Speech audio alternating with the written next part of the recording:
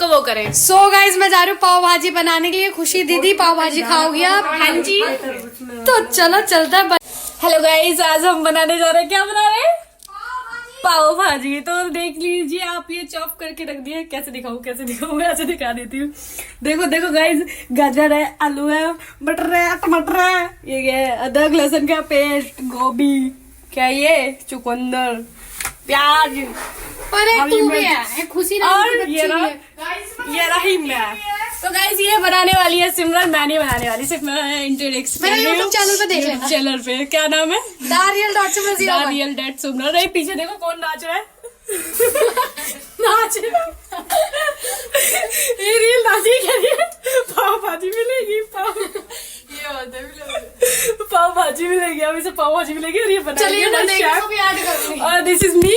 मैं क्या करूँ, इंट्रोड्यूस करा दिया आपको, अब इंतजार करिए पाव भाजी खाने का। खुशी दीदी पाव भाजी खाओगी?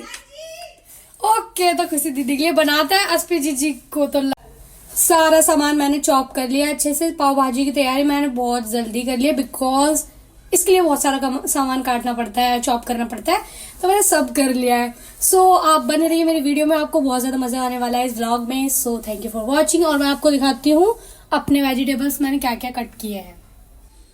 सो कैरेट, पोटैटो, बीटरूट, कैप्सिकम, गोभी, onion, tomatoes and garlic and ginger and peas. और ये रहे हमारे bun. So let's get started.